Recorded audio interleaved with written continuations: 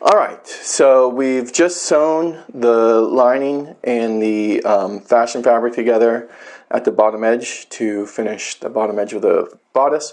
So now we're going to do the neckline of the bodice. Okay, we're going to finish this, like I said in the previous video, there's lots of different ways to finish these edges, but we're going to finish this with a bias facing. Okay, so we'll do the neckline with a bias facing.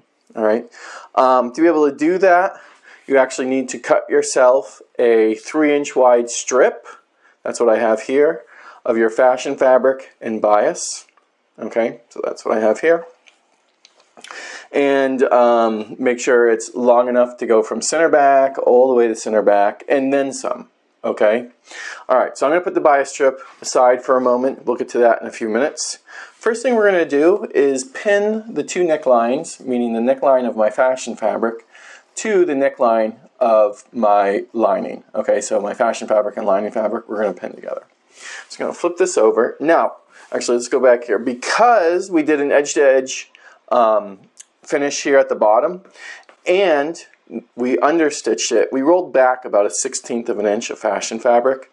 All right, a 1/16 of an inch of fashion fabric rolled to the back, meaning that the lining is probably a little taller than the fashion fabric. Now, if I flip this to the right side, you can actually see it is coming up a little bit higher, and that's not a big issue. Okay, what you should be able to do is just kind of force the two together in place.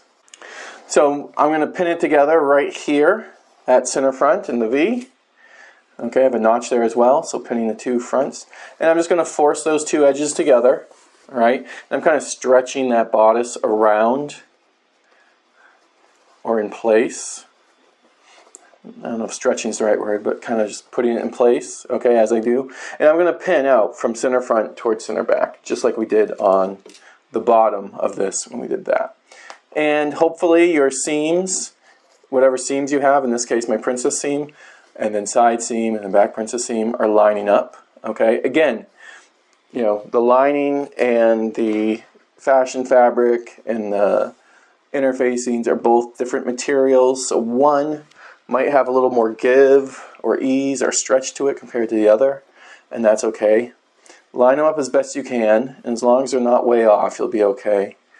And if one side is slightly a little bigger, has a little bit of ease in it, that's not a big difference, that isn't a big difference, then we can easily just put that side against the feed dogs when we sew the two together, and it should ease those feed dogs on the sewing machine. Should ease it all together, no problem. Okay, I'm coming here to center back here. Again, this is where I want to kind of stop about 2 inches away from center back. So here's my center back notch right here. So I'm going to stop pinning them together right about here. And that's so we can put our closure in correctly when the time comes, which actually, after we get this top portion sewn together, it will be time to sew or get the closure in here, the zipper. Okay, so I've done one side. I'm going to go ahead and do this other side now, just like I did before, lining up the two edges, bringing them together.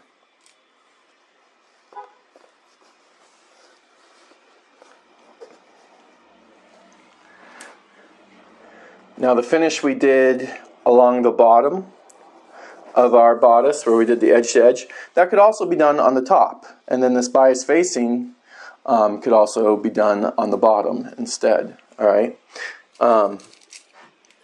there's no rule that says one has to be the other.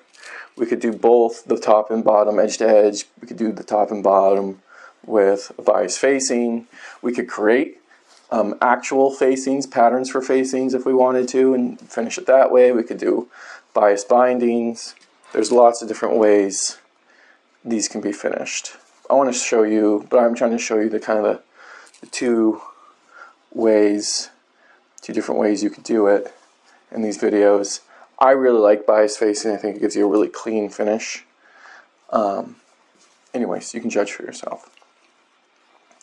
So let's see here. Sure, we're putting that together correctly. Okay, again, I'm at center back here, and I'm going to stop pinning these together about 2 inches out, like so. Okay, there we go. All right, so that's what it looks like on the inside. Make sure you don't catch these lingerie straps in there when you do it. Get out of the way. Put another pin right here. Okay. So now they've both been pinned together. All right. So what we're going to do first, before we apply the bias facing, we actually have some a little bit of prep work on this bias facing before we can sew it onto here anyways. So what we're going to do is a couple things. We're going to prep our bias facing. We're also going to stay stitch the lining and the fashion fabric together just to hold them in place. It will make it much easier when we go to put this bias facing on. Okay, so we're about to go to the machine. We'll do that in just a minute. Let's first of all put this aside. We'll put it by the sewing machine. And we're going to prep our bias facing. There's two things we need to do for our bias facing. If you need to know how to cut bias, I have a link in the description below that goes over how to find bias on your fabric and then cut it. Okay, so again, this is a 3-inch wide bias strip cut from the fashion fabric, and it's going to create our facing. What I'm going to do now is I'm going to actually fold this in half. So this is the wrong side, this is my right side. I'm going to fold this in half, bringing wrong sides together, lining up the two cut edges. I'm doing this the long ways, and I'm going to give it a good press. Be careful when you're pressing your bias not to stretch it or anything, because it definitely does want to stretch. So I'm just trying to be careful with that.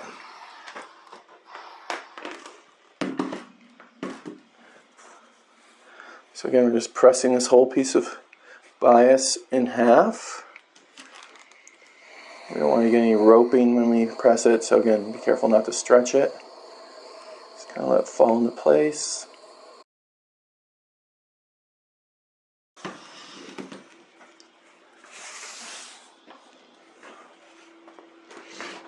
Alright, so I've pressed this in half, the long ways.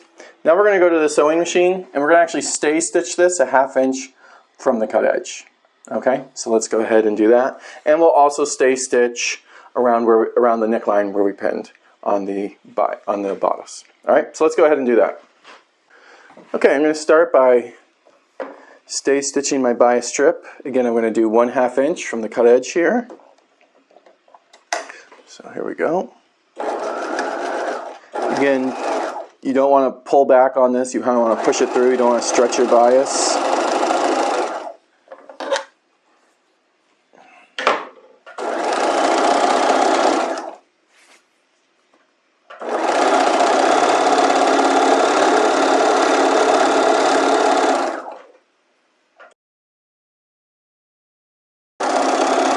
There we go. So now we've stay stitched this at a 1/2 inch from the cut edge. Alright, so let's set that aside for a minute. And let's go ahead and stay stitch the neckline of our structured bodice here. Okay? And we're going to do that at a 1/2 inch as well. And remember, we're starting and stopping the stay stitching about 1.5 inches to 2 inches from the cut edge. Alright, so let's go ahead and do that.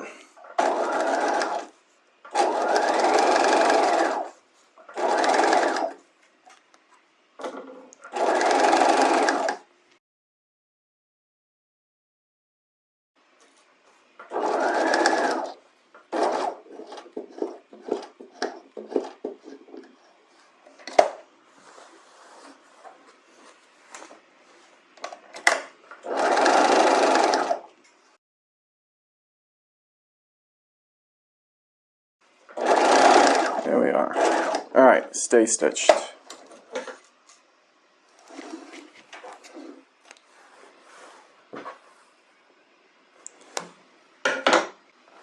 Okay, so we've stay stitched the necklines of our fashion fabric and our lining together. Okay?